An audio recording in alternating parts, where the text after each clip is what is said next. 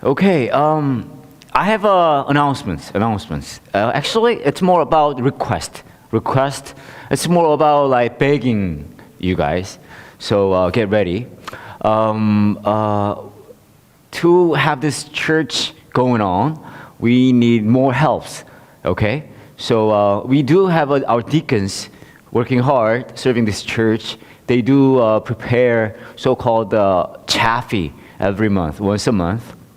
It's always last Sunday of each month. But we also need more volunteers. So if you're willing, and I'm asking and begging, okay? And if you're willing, if you're interested, you can serve this church.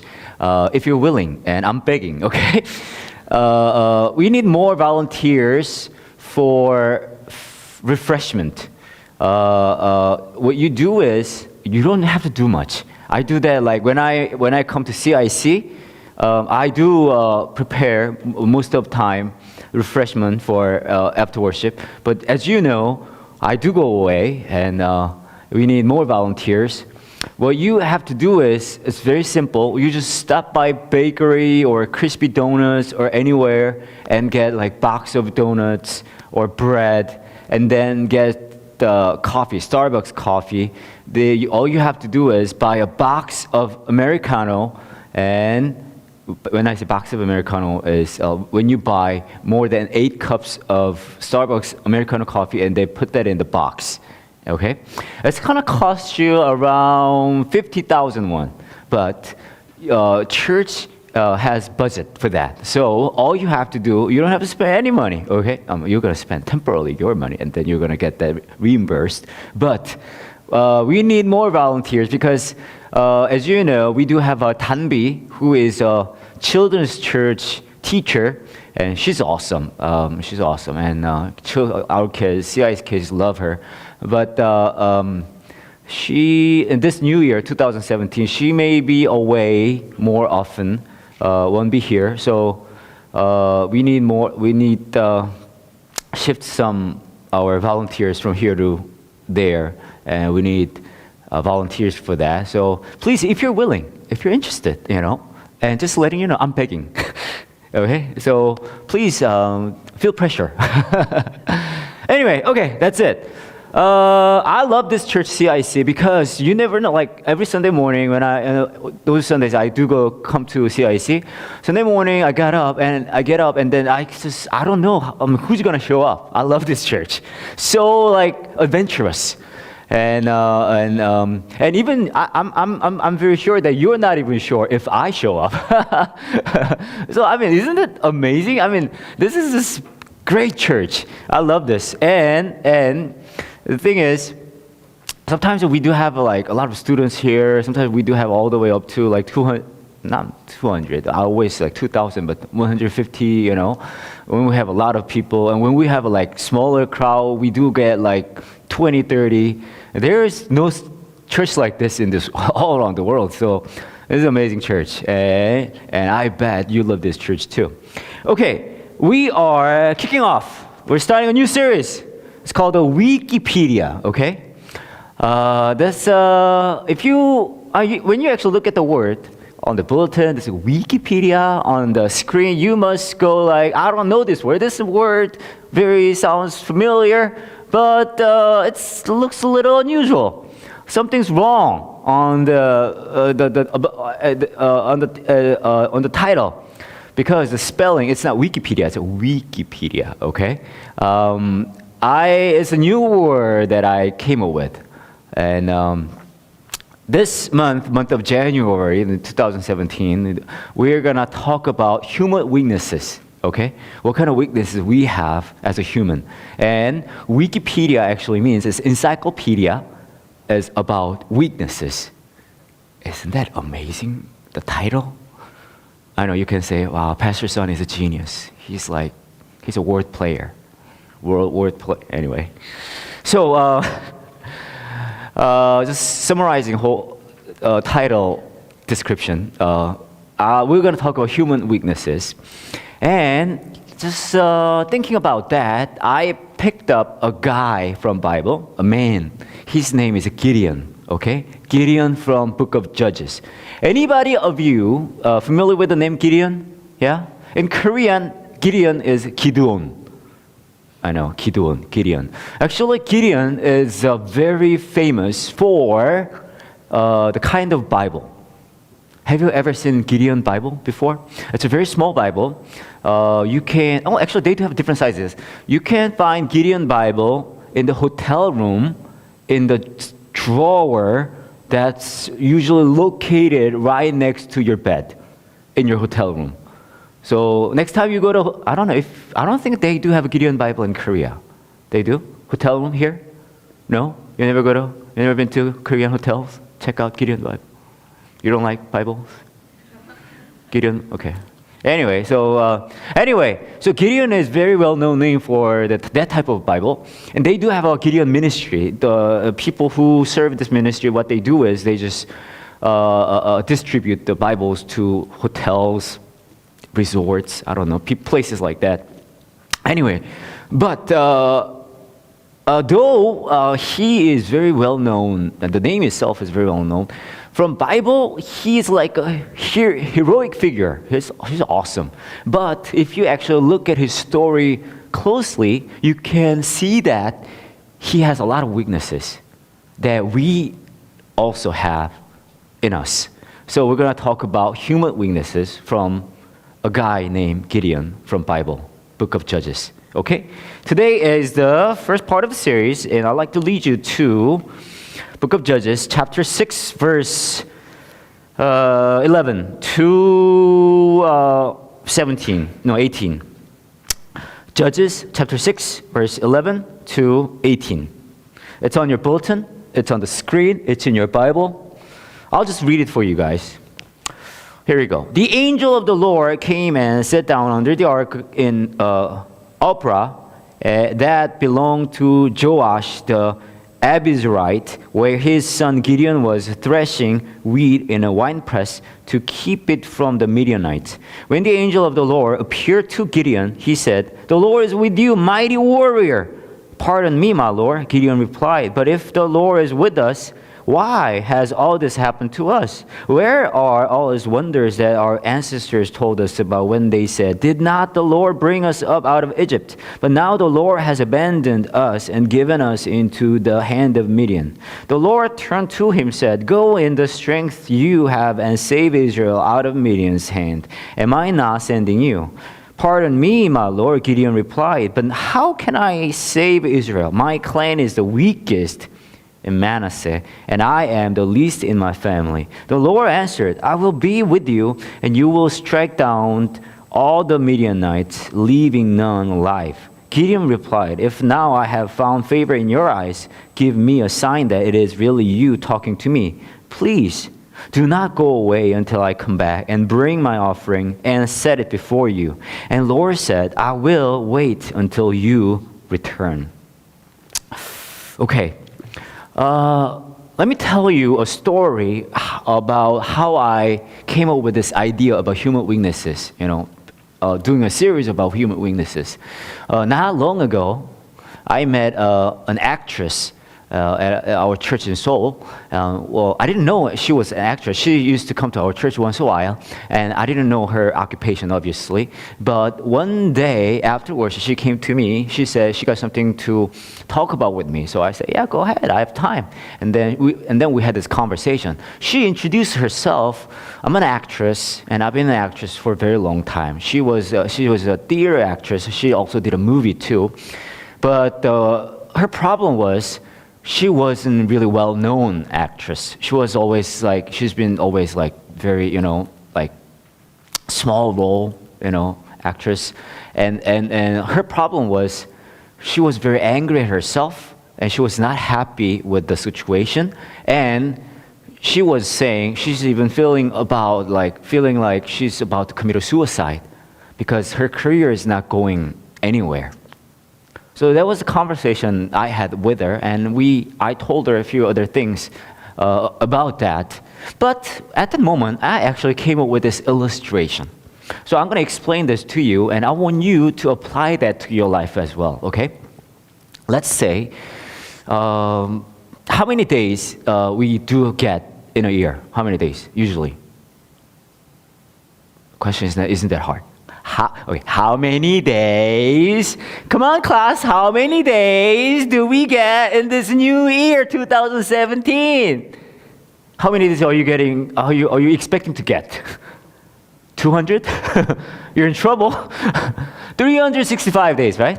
Let's assume this, okay? Let's just imagine. Every day, each day you get is like a card, okay?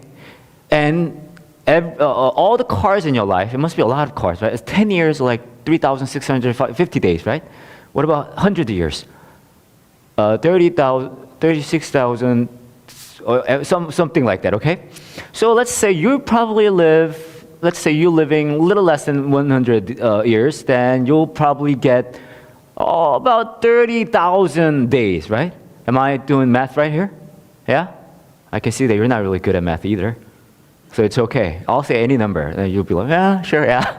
I know, like New Year, first New Year's Day, you don't want to do any math. Anyway, yeah, like 30,000 days, right? 30,000 days. You get 30,000 days in your life. But just imagine, okay? It's not like you're living a day. It's like every day, one day is a card, and 30,000 cards laid in front of you. What you do is every day you just flip the card. Because you don't know what's going to happen next day, right? Okay? Are you following? Yeah? So, like, living every day is like flipping a card, okay? I can imagine what this lady is saying, who's an actress. She's been flipping cards. She was like around early 40s, okay? And then she's not really excited about the next card. Because she's not really expecting anything exciting about the next card. So she doesn't want to flip it. That's why she's saying, I am thinking about committing suicide. But let me ask you the same question. Are you excited about the flipping the new card? Which means, are you excited about getting a new day? Are you excited about tomorrow morning? Whenever you go to bed, late night, do you have that excitement? Do you have a high expectation about the next day? Do you have that kind of thing? Are you excited? I can apply that to myself. Am I excited about the flipping the next card? Actually, to be honest with you, I'm usually very excited. And I kind of figure that I'm that kind of person. I'm always excited. You probably noticed that already, right? Anyway, but the whole reason why I came up with a series about human weaknesses, sometimes, actually very often in our lives, we feel very hesitant about flipping the next card. And we do have reasons for that. And we're going to talk about that this month. And we're going to talk about today, we're going to talk about inferiority complex, which means low self-esteem. And we're going to talk about fear. We're going to talk about doubt. And we're going to talk about pride. Okay? So with all those reasons, sometimes we do feel hesitant about flipping the next card. But today, we're going to talk about inferiority complex. So before I do talk about that, you know what inferiority complex is, right? It's low self-esteem. The way you look at yourself, you feel like you're worth like nothing. You feel like you're nothing. You feel so small. That's why I showed you the video about looking at the mirror. You see the little baby. I look small. And anyway, okay. So before I go any further, I'm gonna do a little self-evaluation for you guys. Okay? Because you need to know about yourself. So I know we're doing too much math this morning, but I'm gonna ask you to do a little more math, okay? Excited? Math? Now you don't want to flip the card. You're like, I want to go home. Okay, it's not that it's super difficult math. I'm not gonna do any calculus here, okay? We're gonna do very simple math. I have 5 different categories, okay? And I want you to evaluate yourself in each category, okay? You give score to yourself in that category, okay? Out of 20 points. So if you feel like 20 is highest, 0 is lowest, okay? So I'll give you a little category and you go, in this category I'm like 12 points, okay? And I'll give you 5 different categories, and you do math. You add all 5 up. Now you look scared. I know, but let's do this, okay? Let's do a little math. First category, come on. Give me that. First one. Appearance.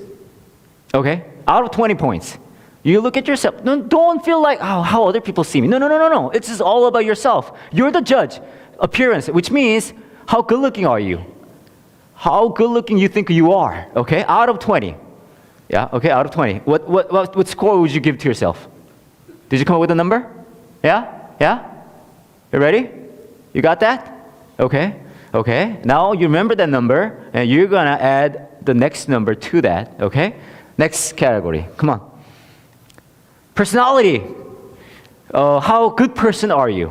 Are you a good person? Out of 20 points, what do you get? Do you give a score to yourself? You got the number? Yeah? Okay, we're gonna move to the next category. Social status, which means how successful are you? Out of 20 points. Now, the number must be very high, right? Like it's math itself, 2-digit, math. Hard. You ready for the next category? Yeah? You doing math okay? Yeah, okay, next one. Intellectual capacity, which means how smart are you? Out of 20 points. Okay? Don't think that like how other people see me. No. It's just you. It's all about you. You judging yourself, okay? So you don't have to worry about other people. You got that? You got the number? Yeah? You're doing math okay? Yeah? Okay. Last category. Health. Which means how healthy are you? Okay? Don't go like how other people see me. No. Just it's all about yourself. You got that? Okay, good. Now you have a certain number in your mind. Out of 100 points, you have a certain score that you actually evaluated yourself, right? Okay, I'm going to ask you about the number, okay? Raise your hand if you got over 50. Raise your hand. I got over 50. I got a score over 50. We have some people who give themselves less than 50. Okay, anyway, keep your hands up. Okay, over 50, over 60, over 70, over 80. Ooh, wow, we got 3 hands up, 4 hands up, over 80, over 90. Anybody give yourself 100? No? So I'm the only one then, right? I have my hand up, okay? I'm not going to ask you, for details because it's all about, privacy. But let me ask you one question on the appearance category. How many of you actually give yourself 20? I'm the only one? Okay. It is about how you actually see yourself. Sometimes, it actually varies. It's not a fixed number. Sometimes when you feel like you're really in a low mode in your life, then you don't give yourself that high score. Sometimes you feel like you're nothing. Sometimes you feel like, you're 0. Though I kept my hand up all the way to 100 points, I give myself actually 100 points, okay? Yeah, but in my life, I had those days too. I think I got to be honest with you first. So after my junior high here, I was born in Korea, and I went school here all the way to my junior high years. And then after my junior high here, my whole family went to States. Okay, we moved to Seattle, Washington State in U.S. Maybe I told this story. I told you this story before, but obviously, in Korea, in States, my English first few years, my English wasn't that good. Anyway, it was the very first day we were in the States, and then I got up, and my dad took me to school, high school. So it was my very first day in my school, okay? And I had a PE class for my first period class. My PE teacher took me to the gym and introduced me to the students there, people there. And then they got very excited about me because I lived in a little city called Everett. and we didn't have that many Asian kids who just got imported from Asia, like me. Okay, hot item right here. They were like, ooh, look at this.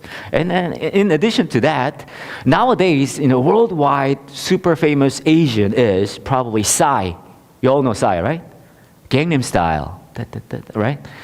But those days, Psy was nothing, okay? We didn't know about Psy. But there's other Asian guy who was super famous all around the world. That guy was Bruce Lee.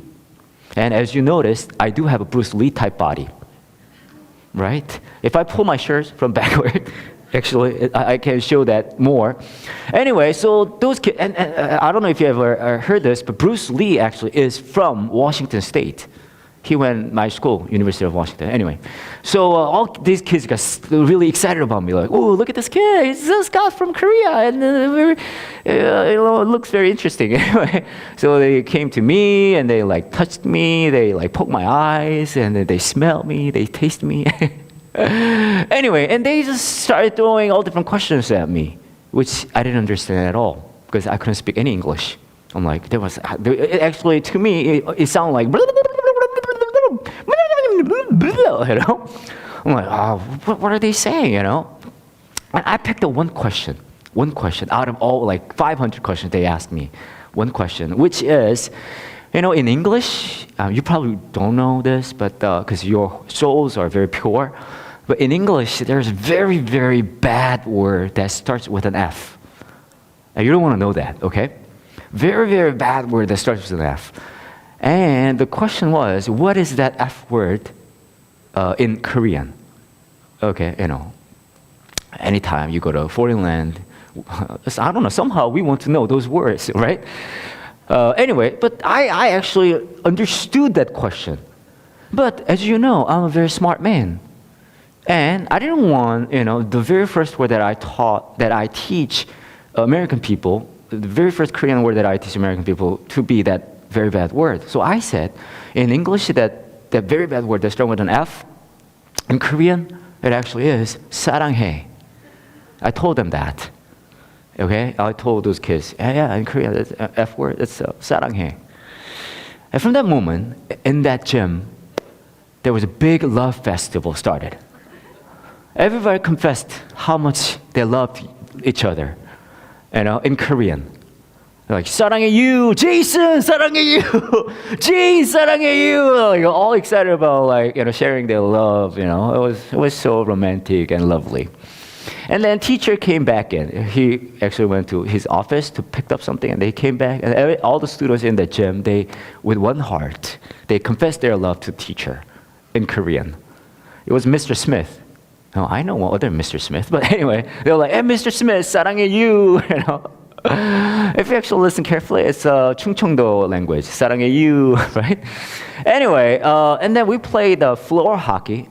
What floor hockey is, have you ever seen ice hockey before? Yeah? When you play ice hockey, you play that on the super ice, big, large ice, and then you play it with a stick, right? It's very violent. And what you do, you just do like the tackles and you beat up with people with a stick, You do that, right? Anyway, we do that on the floor for floor hockey, and we did that. And then what happened is every time somebody was like beating up, they say like how much they love each other in Korea, all that. Anyway, but the funniest part about this story is I was the only one who could laugh at it. Like everybody else was 사랑해, 사랑해. I'm like, I was the only one who could laugh at it. That was the best part of the story. But I was laughing, and then a few minutes later, I realized something very scary. The fact that I'm the only one who can laugh at it actually means nobody there would understand me, right? Nobody there really, I didn't have any friend there. I couldn't speak any English there. And my years, my time, my first few years in the States were very, very difficult for me. I didn't have many friends. Like if you actually go to high school, not going to middle school previously in the same area, which means you don't get any friends. Friends there, they get friends already. So all the friends that I got were weird ones. like the guy who was talking to the wall, you know. I had a Vietnamese friend who couldn't speak English. He always talked like, I didn't understand what you're saying, you know. I had this unusual ones. I was unusual one too, you know. So my self-esteem was very low. Whenever I go to class, I automatically looked out for a hidden spot so that I can hide myself somewhere like there, because I didn't want to be noticed by anybody.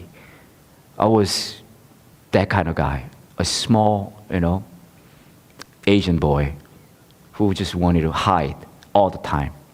I was like that. But we do have days like that. We do have moments like that. We do have a time in our lives we feel like we're nothing. We do have days we feel like I'm not capable of doing anything. How come I am short of all those things out there? We do have days like that, right?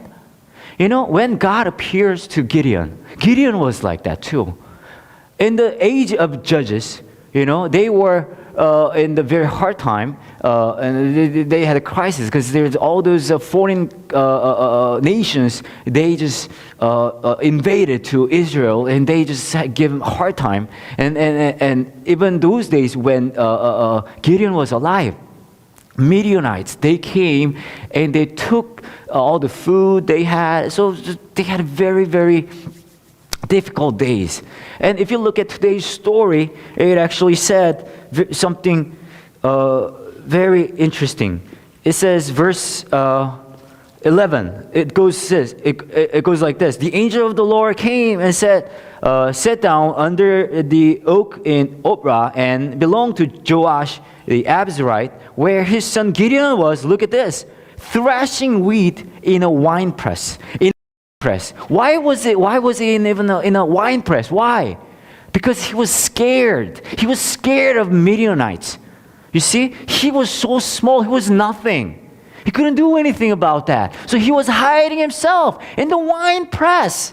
Just looking out. It's like a little, what's that? The little, little cat. Like, oh, where are Midianites? I gotta do this, but where are Midianites?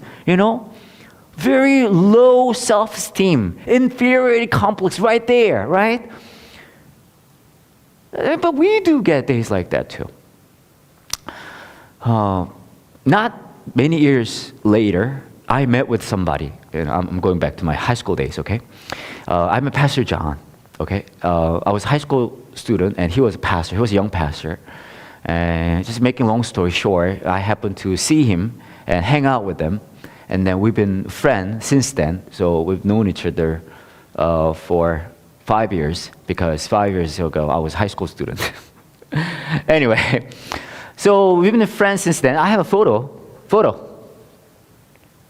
That's high school Sonny, and that's Pastor John, young pastor, okay? And he got his eyes closed. We always enjoy that moment, right? We took a photo, I'm like this, right? Anyway, so I met him, and then we had some fellowship together, and then I decided to go to seminary, and I became a pastor. And I was a youth pastor, and I remember it was Wednesday night. We do have a Wednesday night service, and it was the first time ever I happened to preach to grown-ups, okay? Before that, I was a youth pastor, so all I had to do was preaching to the youth kids, right? Larry Smith, who is our youth pastor, being a youth pastor is awesome because when you're there in your youth group, you're the oldest one there, and you're the coolest one, you're the strongest one. You're the richest one there. So everybody, you're the king there, right? So our youth pastor Larry, when he does his youth room on Saturday night, he must be like, it's like a Larry King live. Okay? Anyway. So I was a youth pastor, so I never actually happened to preach to the grown-ups, right? So I was king, I was awesome, but I got very nervous because I wasn't sure about preaching to the grown-ups like you guys. Okay? And then I got very nervous. I didn't know what to do. Oh, I did preach to some grown-ups before, a few times at my dad's church, but there, my dad is a king, so it's okay. But at this church, preaching to the grown-ups was very hard for me, and I was very nervous. I didn't know what to do. And then I went to Pastor John, and I asked him, hey, I don't know what to do. I'm preaching to grown-ups. It's never first time. And then he says, oh, in that case, he gave me very good advice. You see, imagine that those grown-ups sitting in front of you, imagine that they're little kids. Okay? I still use that strategy. So I see you as little kids. Do you understand what I'm saying? You see? Oh, I have one more story about that. Before we, did this partnership together, CIC at Riverside Church, I have, Pastor John said, I got to preach once in a while here too at CIC. And I wasn't sure about that either because, as you know, like I shared earlier, my English is not my first language. And I still remember all those nightmares. Like I was very afraid of speaking in front of a lot of people in English. So I shared the same thing with Pastor John. Hey, I'm not sure about this. I'm not sure if I can, speak in front of everybody who's, English is very, very good. And my Pastor John said, hey, that imagine that all those people at CIC, they don't speak English well. So it's the same strategy I still use. Do you understand the word coming out of my mouth? Okay? Anyway, so I preached that night. And then after that night, worship, Pastor John, right after the worship, he came to me. Pastor John came to me. Listen, he said this. Hey, that was, I gotta show you this. Give me that thing. That was B-S-I-E-H-T-Y. That's what he said. What are you saying? That was B-S-I-E-H-T-Y. It's hard to read either. So it goes like, Bziti. That was Bziti. It sounds like an Indian word, isn't it? Bziti, right? He says that. I'm like, what are you saying? It actually means that was the best sermon I ever heard this year. And I guarantee that this sermon I'm doing right now, it must be the best sermon you ever heard this year so far. Some of you didn't get it. Some of you, what? But the thing is, I had that feeling of being nervous and feeling of being small from even those first few years in States. But when I heard that, I'm not going to say that it all went away, but it got melted away little by little. And this is one thing I kind of noticed. When someone you value enough, when someone you put your weight on, sees your value, recognizes you, then your low self-esteem goes away little by little. You can come back little by little, gradually. That's why if you look at today's passage, Gideon was in the wine press. He was scared, nervous. He had this inferiority complex. He had a low self-esteem. But when God shows up, this is what God does. And I love this. Look what He's doing. God shows up. Verse 11, it goes, the angel of the Lord came and sat down. And He says this, Gideon, you're a mighty warrior. But look at this. Before he says this, he says, the Lord is with you. The Lord is with you. When God says, hey, you're a mighty warrior, it doesn't make sense. Why? Because Gideon is hiding himself in the wine press. He's like scared. He's nervous. His fear. His self-esteem is very low. But God shows, hey, you're a warrior. You're a mighty warrior. It doesn't make sense. But He adds this to that. Lord is with you. Lord is with you. I see you. Because I'm with you. You are a mighty warrior. When we judge ourselves, when we evaluate ourselves, maybe we use all those 5 categories we used earlier. Appearance, how successful you are, how smart you are, how rich you are. But in Bible, God never uses those categories to evaluate us. He always used one category. That's all. You know what that category is? It's this. Is God with you? That's it. There's nothing else. When God is with you, that's good enough. When you are not really feeling like you're not with Him, And that's a problem. But what we try to do is we use all those different categories to judge ourselves. And we do grab all this, inferiority complex out there. Oh, I'm so nothing. I can't do anything. But God says one simple thing. Hey, I'm with you. I'm with you. I'm with you. I found a very interesting article on internet. It was in Korean, so I'm going to translate for you guys. Somebody put a question on the internet. It goes like this. 지나가다 강동원을 봤어요. Which means 강동원 is the name of the actor in Korea. He's like Brad Pitt, good-looking guy, okay? Somebody like me. So the title of the question was, I was walking by and I saw this Kang Dong-won, Brad Pitt looking like guy, okay? And the question went like this. 오늘 길을 걷다가 엄청 큰 유리창이 있길래 I was walking on the street and I saw this big window and then I saw that and there was a Kang Dong-won, this good-looking actor. So I wanted to get an autograph from him, so I went closer and then I realized that it wasn't a window, there was a mirror. I was looking at myself. So I had this heart kind of emptiness. And then I came back home, and then I looked at the mirror at home too, and then I saw that guy, the same guy again, the Kang Dong, a good-looking, Brad Pitt looking like guy on the mirror. What should I do about this? That was a question, okay? Actually, I feel the same way too, Anyway, but somebody actually put a very simple answer to this question. It went like this. 아산 정신병원. Which means Asan Mental Institute. 041-548-9851. That's it. That was very funny. But I learned one simple thing from this whole thing, which is, when you look at your mirror and then you go like, oh, this guy looks so awesome. Then everybody will think you got to go to mental institute. Why? Why? Because loving yourself that much is crazy. Which actually means, on the other hand, something that totally surprises us. If you expect other people to see you that way, that's crazy too. Okay? But listen, this whole book is all about God sees you in that crazy way. When everybody around you say, you're nothing, God who's trying to communicate with this through this book always says the same thing. I see you. You are beautiful to me because I am with you.